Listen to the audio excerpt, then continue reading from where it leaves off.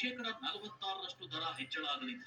ಇನ್ನು ಸ್ಮಾರ್ಟ್ ಕಾರ್ಡ್ಗಳಿಗೆ ಈ ಹಿಂದೆ ಇದ್ದ ಶೇಕಡ 5ರಷ್ಟು ರಿಯಾಯಿತಿ ಮುಂದುವರಿಯಲಿದ್ದು, ಪ್ರಯಾಣ ದರದಲ್ಲಿ ಶೇಕಡ 41ರಷ್ಟು ದರ ಹೆಚ್ಚಳ ಆಗಲಿದೆ. ಇದಕ್ಕೆ ಪ್ರಯಾಣಿಕರು ಆಕ್ರೋಶ ವ್ಯಕ್ತಪಡಿಸುತ್ತಿದ್ದಾರೆ. ದರ ಹೇಗೆಲ್ಲ ಬದಲಾವಣೆ ಆಗುತ್ತೆ ಅಂತ ನೋಡಿದ್ರೆ, ಈ ಹಿಂದೆ ನಮ್ಮ ಮೆಟ್ರೋದಲ್ಲಿ ಕನಿಷ್ಠ ದರ 10 ರೂಪಾಯಿ, ಗರಿಷ್ಠ ದರ 60 ರೂಪಾಯಿ ಇತ್ತು. ಆದ್ರೀಗ ಕನಿಷ್ಠ ದರ 10 ರೂಪಾಯಿಯೇ ಇದ್ದು, ಗರಿಷ್ಠ ದರ ಮಾತ್ರ 90 ರೂಪಾಯಿ ಆಗಿದೆ.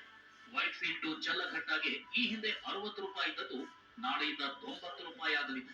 ಮಾದಾವರ ಟು ಸಿಲ್ಕ್ ಇನ್ಸ್ಟಿಟ್ಯೂಟ್ ನಡುವಿನ ದರ ಕೂಡ 60ರಿಂದ 90 ರೂಪಾಯಿ ಆಗಲಿದೆ. ಸದ್ಯ 2 ಕಿಲೋಮೀಟರ್ ಸಂಚಾರಕ್ಕೆ 10 ರೂಪಾಯಿ ದರವಿದೆ. 2ರಿಂದ 4 ಕಿಲೋಮೀಟರ್ ಸಂಚಾರ ದರವನ್ನ 15ರಿಂದ 20 ರೂಪಾಯಿಗೆ ಏರಿಕೆ ಮಾಡಲಾಗಿದೆ. 4ರಿಂದ 6 ಕಿಲೋಮೀಟರ್ ಸಂಚಾರದ ದರವನ್ನ 25ರಿಂದ 30 ರೂಪಾಯಿಗೆ ಹೆಚ್ಚಳ ಮಾಡಲಾಗಿದೆ.